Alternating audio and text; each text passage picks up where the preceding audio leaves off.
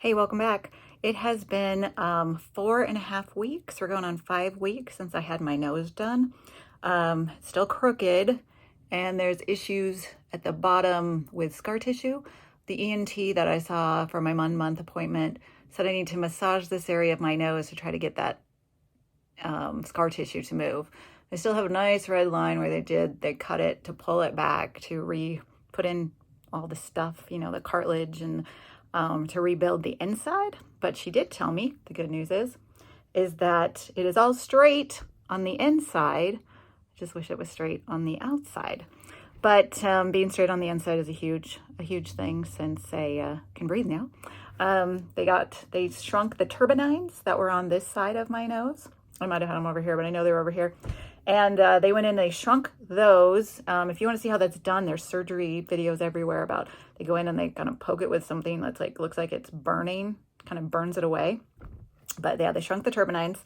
And so it's not perfect because yes, it is still, but I do have some swelling in here, and there's like a big lump right there. And I don't know what that is. She was like, I don't know if it's bone or if it's just, she goes, it's going to be 3 months before most of the swelling's going to go down, and then 6 months to a year before it all goes down.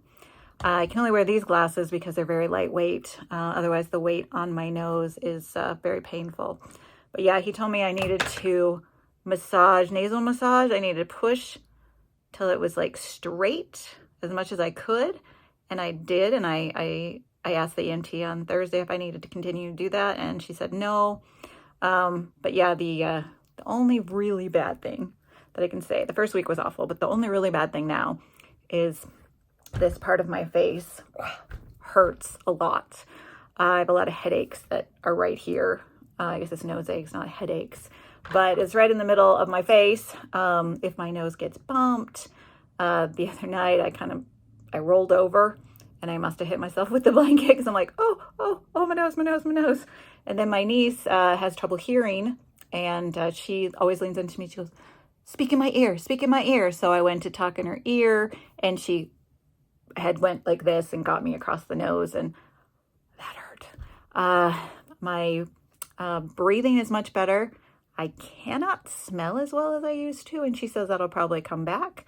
I can still smell, just it's very weak. I mean, maybe it's good if it doesn't come back because I could smell way too much. It was like everything. I was like, oh, everything. I'd be like, I can't smell anything. I'm like, oh, I can smell it. Everything is so strong. I know it's very strong smelling wise. So maybe it's good if it doesn't come back. But the tip of my nose is still completely numb. I want to say up to about here. And then they did rebuild this part. This is all new because this part of my nose, I guess, sunk in too deep, the doctor said. And so they rebuilt it out. So it's quite a ways out further there, maybe. I just wish we could have gotten it straight. That wasn't the goal. I know that, but it would have been really nice to have it straight. I think I had a straight nose 20 years ago before my toddler broke it. It would have been nice to have a straight nose again. Now I just kind of worry that it's kind of looking like it's going like this. And my husband keeps telling me I need to stop worrying about it because it's all in my head. But I know it's crooked, so it's not all in my head.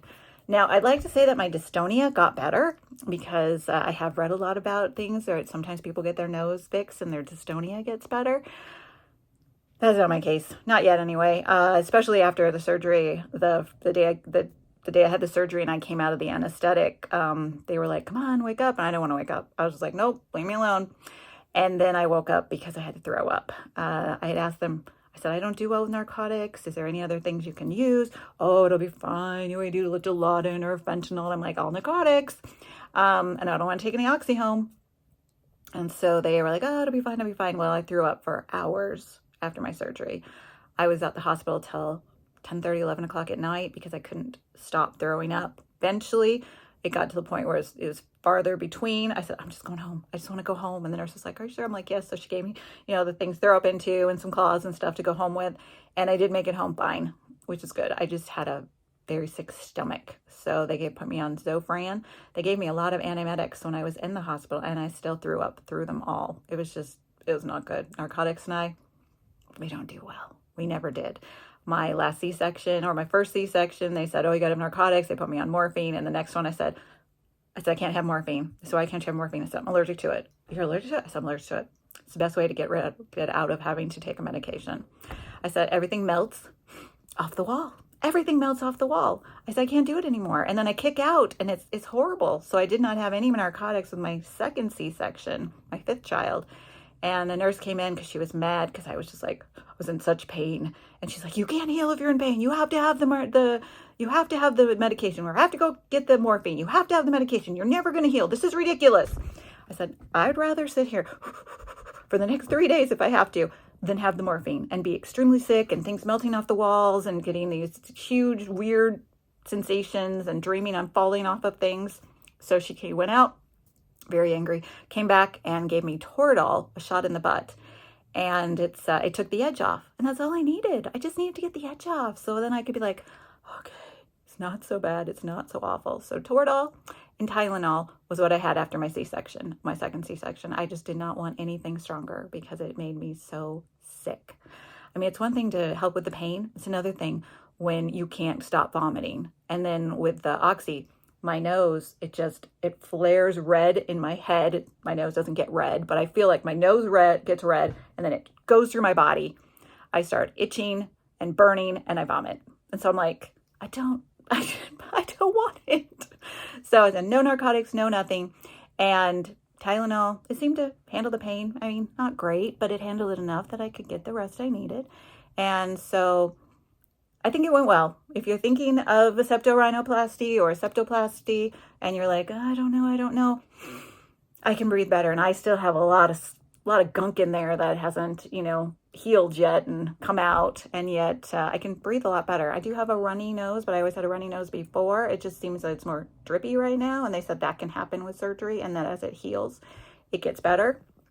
But I would have liked it to improve my dystonia. I would have liked it to have been straight and all my dystonia would go away. But, oh well.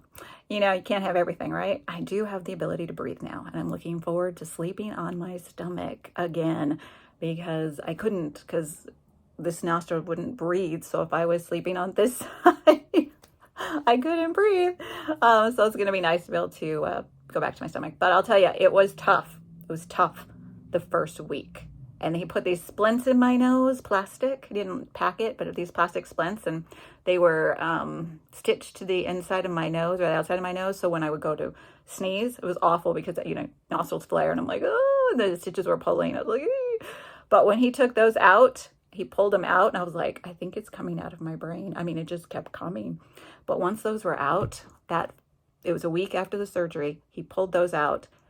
A world of difference. I was like, that was so worth it. The pain of the whole week and being able to breathe like I can breathe now, so worth it. So if you have any questions about a septorhinoplasty I'm not an expert, of course, I've just had one. Hopefully, just let me know and I will answer what I know.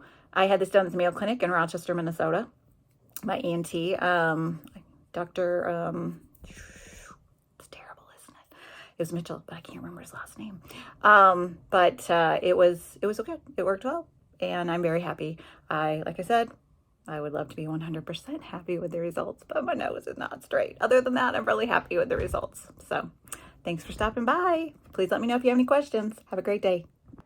Yep, the nose is still quite crooked, but I can breathe, and that was the point. It would have been nice for it to be straight, but I understand that the whole point of it was to be able to breathe. It was $52,000. I can't believe it myself. Thanks for stopping by.